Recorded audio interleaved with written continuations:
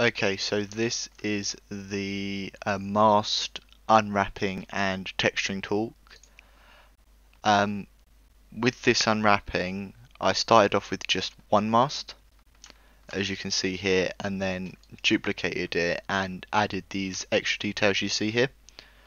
However, I already had one of them unwrapped, so when duplicating it was pretty well optimized.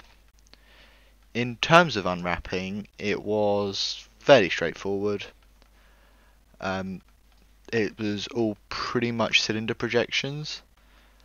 So if I go around here, this was a cylinder projection.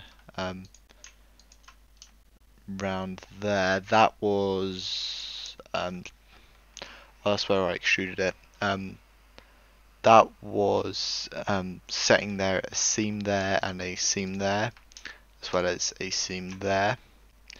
Then quick planar and peeling, finishing off with a flattened selection, I do believe.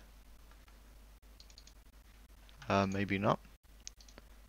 Oh, I'm in edge select. Yeah, with a flattened selection. And the same was for this ring here. Then up here was a cylinder map. This was a cylinder map, and this was a cylinder map. These faces here were all planar projections, as was this one. And then with this, what I had to do was similar to the other one, which was set my seams. So along there, selecting all of these edges as well, making sure they were all selected, and then selecting one edge going all the way around.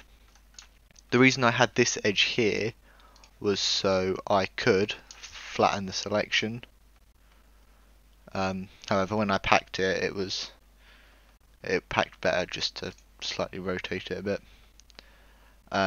Yeah, so flatten selection, and that helped it.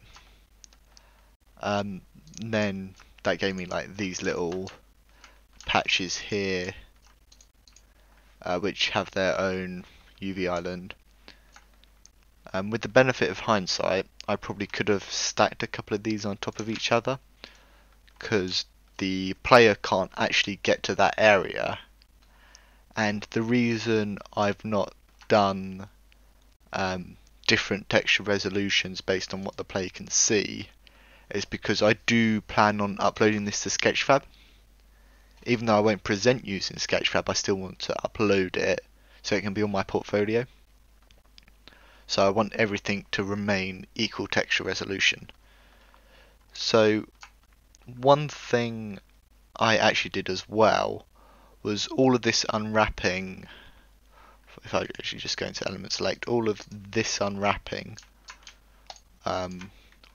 was done before I did any of this, and then I duplicated it. So this is a duplicate of this, and it was already unwrapped. This is also a duplicate of this. This is a duplicate of this, and so on, just to make things a bit easier. So I only really unwrapped this stuff here, and I just need to talk about this. This is a cylinder projection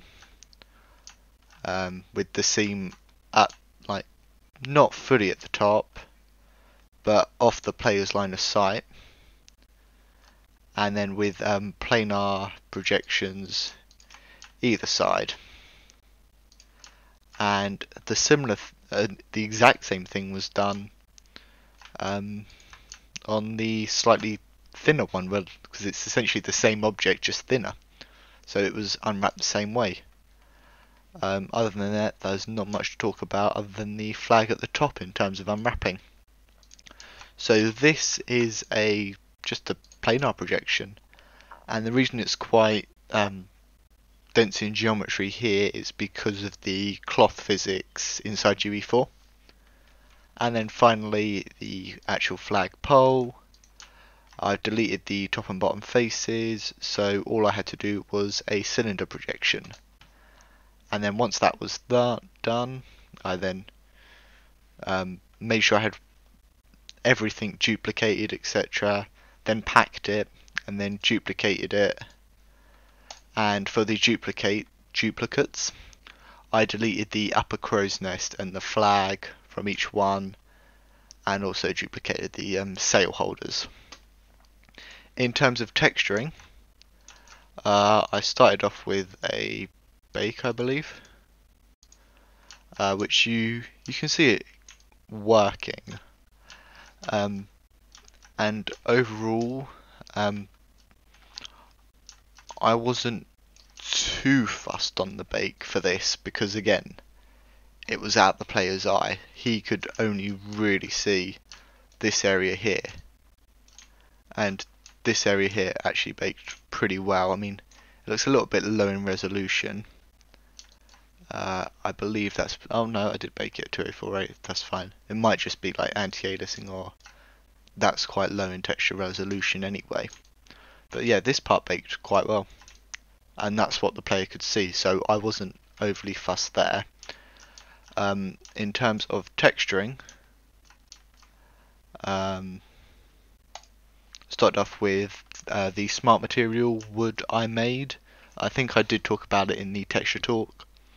So that's for both of these masts, and then for the very bottom section here, all I did was just darken the base color.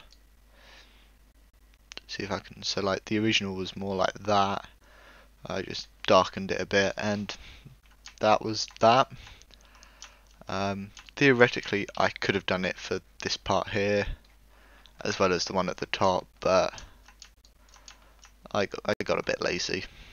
And then after that is the metal, which this here it's labelled cannon because it was the smart material I made for my cannon. And again, I've already talked about this: base colour, then the roughness variation, then the height bumps, and then the rust. And finally, I do believe there is the flag. Yeah. Okay. So the flag is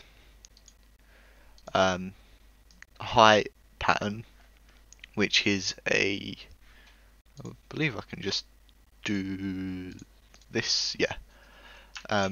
So this fill layer is influencing just the height, and it's the weave 2 procedural, which is here. So it's just simply just dragging it on and then upping the UV scale a bit, because that's about 1 scale. So just dragging it up a bit so it looked quite fabricy, and then finishing off with the skull and crossbones. And this was taken from my ideas generation, and I made a... Did I do it this way, adding a normal layer and then just... is it colour? And then just click? No. So I did it like that. Yeah, so that's how I did it. So I dragged the texture into the colour. It probably would have been better to do it in a square. That way this would look square. But I didn't actually know it worked like that.